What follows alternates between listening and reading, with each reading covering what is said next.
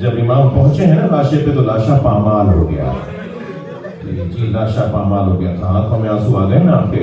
ایک جملہ کہنے کا دل کر رہا ہے, کربلا کے میدان میں دو بدنوں پہ گھوڑے دوڑے ہیں. ایک بدن امام حسین کا بدن ہے اور ایک بدن حضرت قاسم کا بدن ہے. مگر ہونے والوں دونوں بدنوں میں فرق یہ ہے کہ قاسم میں زندگی پر گھوڑے, زندگی میں گھوڑے دوڑے, اور امام حسین پر گھوڑے دوڑے امام کی شہادت کے بعد.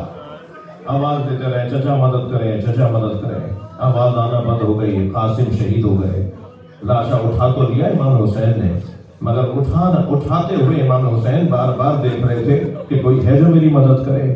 اور کوئی آگے بڑھ کر گود میں لینا چاہتا تھا تو امام کبھی سینے سے لگا لیتے تھے. کیسے لے کر آئے بھتیجے کا لاشا, اور جب آئے ہیں نا تو بیویاں بڑھ کر استقبال کر رہی تھی, مگر ان بیویوں میں اس بچے کی ماں نہیں تھی. ہمیشہ ایسا ہوتا تھا جب امام حسین لاشا لاتے تھے تو اس شہید کے گھر کی کوئی خاتون آگے بڑھ کر استقبال کرتی تھی اور امام کو سلام کرتی تھی. مگر جب جناب قاسم کا لاشا لائے تو امام حسین نے دیکھا کہ سب بیویاں تو ہیں مگر بھابھی ام فروہ نظر نہیں آ رہی. تو امام حسین نے تعجب سے جناب زینب سے فرمایا, بہن زینب بھابھی کہاں ہے؟ تو کسی بیوی کی آواز آئی کہ جب قاسم کی گرنے کی خبر آئی تھی تو ام فروہ پشت خیمہ پر چلی گئی. اب جا کے جناب زینب نے کیا دیکھا, پیشانی سجدے میں ہے اور جناب ام فروہ تسبیح پڑھ رہی ہے, شکرن شکرا حقن حقا, یا اللہ تیرا شکر ہے تو نے میری قربانی قبول کر, اجرکم اللہ. جب سجدہ مکمل ہوا تو جناب زینب نے فرمایا بھابھی آپ کو حسین بلا رہے ہیں.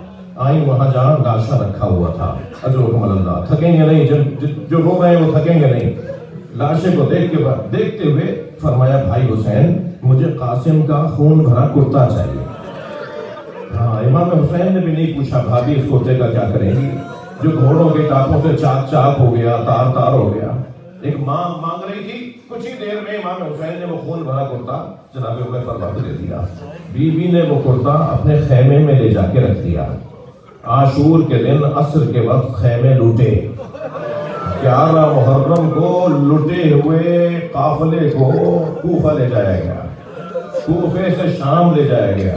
شام میں زندان میں رہے, زندان سے آزادی ملی تو تبرکات واپس آئے. ہر بیوی نے اپنی اپنی گٹھڑی اٹھائی ہوئی تھی. جناب ام فروہ نے اپنی گٹھڑی سینے سے لگائی ہوئی تھی.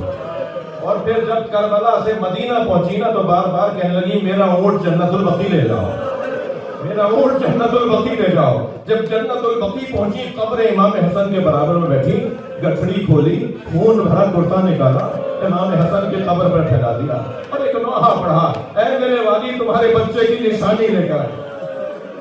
اجرکم اللہ, اجرکم اللہ. حق ہے ایسے ہی بڑا نواز سے رونے کا. دوسرا لاشا جس پر امام بہت روئے ہیں وہ علی اکبر کا لاشا ہے. علی اکبر کا لاشا ہے. جی بار بار کہہ رہے تھے اے اماں فضہ ام لیلہ سے کہو کہ ایک مرتبہ دعا کرے. ماں کی دعا کا اثر کچھ اور ہوتا ہے کہ اللہ مجھے علی اکبر کو مجھے ایک بار اور دکھا دے. حضرت ام لیلہ نے خیمے میں جا کے سر پہ قرآن رکھ کر دعا کی, اے یعقوب سے یوسف کو ملانے والے ایک بار اور میرا یوسف مجھے دکھا دے. ابھی حضرت ام لیلہ کی دعا مکمل نہیں ہوئی تھی کہ خیمے کے در پر حضرت علی اکبر کی تکبیر کی آواز آئی.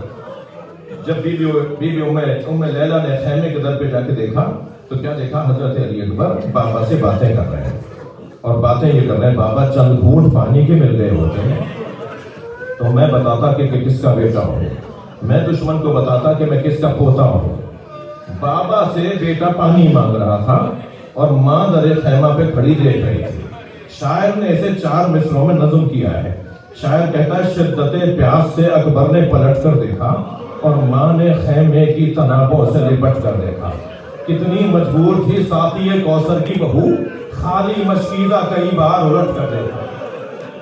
شاید چند قطرے پانی کے نکل آئے. بہت روئے ہیں امام حسین حضرت علی اکبر کے لاشے پر. اور تیسرے لاشے کا نام بتا دو, وہ لاشا ہے عباس. لاشے کو مڑ مڑ کر دیکھتے رہے. بھائی کا لاشا نہر کے کنارے چھوڑ کر آ گئے. اور عزیزانو چوتھے لاشے کا نام سنیں گے, مجلس میں خواتین بھی آئی ہوئی ہیں نا, چھوٹے چھوٹے بچوں کو گودیوں میں لائے